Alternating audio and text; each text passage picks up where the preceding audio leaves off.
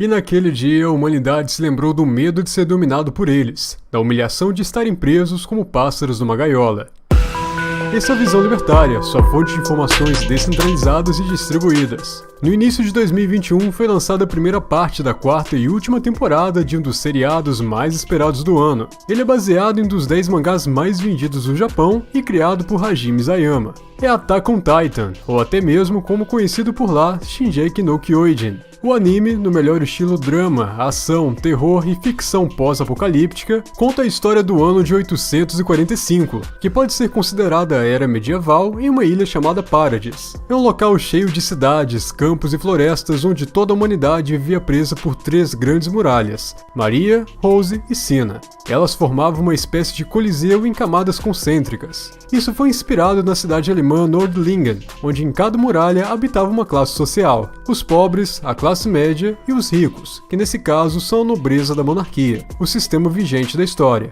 Eles viviam dessa forma, e além da muralha existiam os titãs, que tinham aparecido há 100 anos. Os titãs eram criaturas humanoides monstruosas, que mediam de 3 a 15 metros de altura, desengonçadas, que agiam como animais irracionais com um único instinto, o de devorar humanos. Além disso, tinham capacidade de regeneração de membros e só podiam ser mortos por meio de um corte na região da nuca. Para se proteger deles, foram construídos muros gigantescos de 50 metros que isolaram os humanos do mundo. O protagonista, Eren Yeager, era uma criança de 10 anos com uma mentalidade fantasiosa que se questionava sobre o que existia além das muralhas. Ele, juntamente com Armin, o seu melhor amigo, e Mikasa, sua irmã adotiva, formavam um trio principal de personagens que viviam sonhando diversas coisas. Por exemplo, como seria o mar? Uma grande quantidade de água salgada que tinha tanto sal que nunca acabaria, mas que só ouviram falar disso em fábulas e livros. Já no início do primeiro episódio, acontece algo inesperado.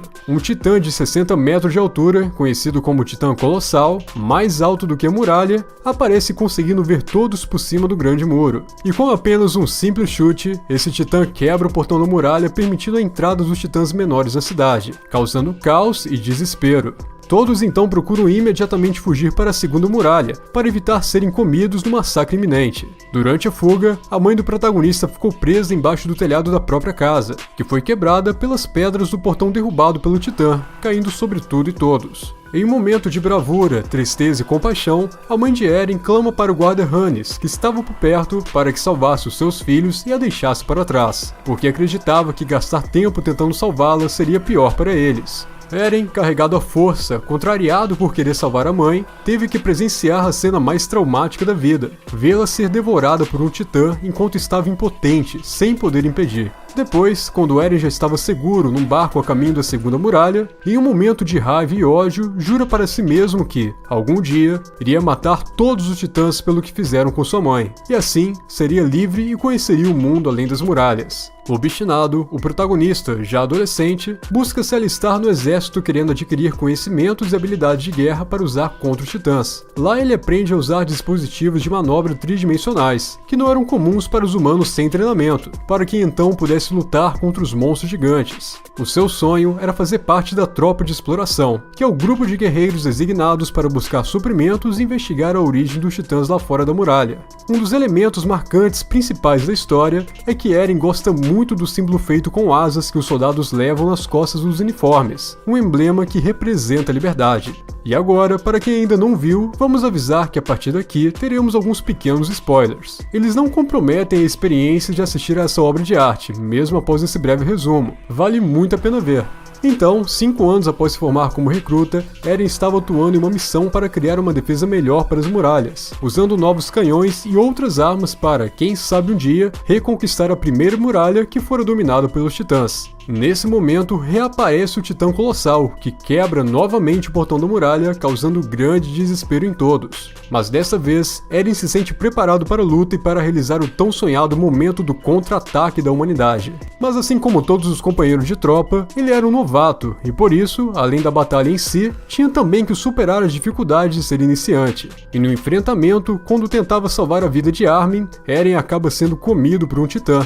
Nesse ponto da história em que tudo parece perdido e o protagonista aparentemente morto, Eren, dentro da barriga do Titã, permanecia vivo, e por meio de um impulso gerado pelos seus sentimentos e memórias, ele acaba se transformando em um Titã. No entanto, diferente dos originais, ele tem consciência, coisa que eles, só com instinto voraz, não tinham. E por isso ele conseguia lutar de igual para igual contra todos os Titãs irracionais. A partir daí se desenvolve uma grande busca pela origem desse suposto poder de se transformar no monstro como eles. Nessa busca, Eren e seus amigos acabam descobrindo um passado bélico entre reinos, que criaram esses monstros para servirem como armas biológicas. Nessa hora, eles entendem que os estados usaram esse poder de titãs para subjugar as demais nações do mundo. E com várias reviravoltas, conflitos políticos internos e externos às muralhas, nosso protagonista encontra algumas das respostas que procurava. Entretanto, ele se vê perdido em meio a traições e também por estar preso, sendo um titã, como um escravo dos burocratas e reis que o usa como arma e ferramenta, com ganância e corrupção para conquistas próprias, que acabaram promovendo conflitos e segregação racial.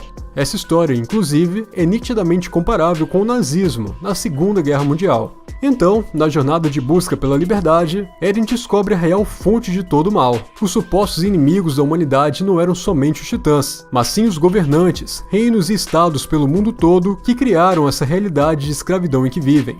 Nessa história, vamos conhecer diversos personagens, os que são fiéis às suas pátrias como soldados, os que foram enganados por falsas narrativas da história do mundo, aqueles que aceitam viver segundo essa mentira, e em meio a tudo isso, o nosso protagonista Eren, que busca com esperança a verdadeira liberdade.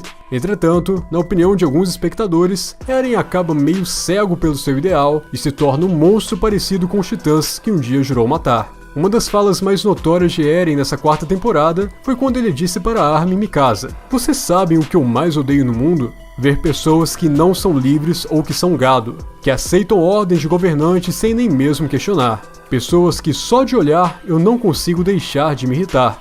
Mas, mesmo dessa forma, a história de Attack on Titan consegue, no melhor estilo Game of Thrones, mostrar todos os lados das histórias e narrativas de diversos arquétipos que há no mundo, apresentando todos, mesmo com ações diferentes e contrárias, que sempre lutam pelo mesmo objetivo, a liberdade. Caso tenha interesse, busque assistir a esse anime, porque ele se encaixa muito bem com o momento mundial desde 2020. Para encerrar, como Eren sempre diz, entreguem seus corações, lutem e sigam sempre em frente pela liberdade. Lutem! Ou em japonês, Tatakae.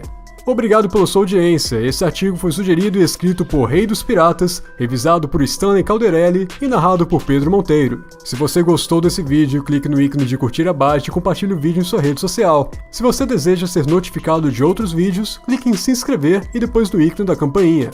Até a próxima!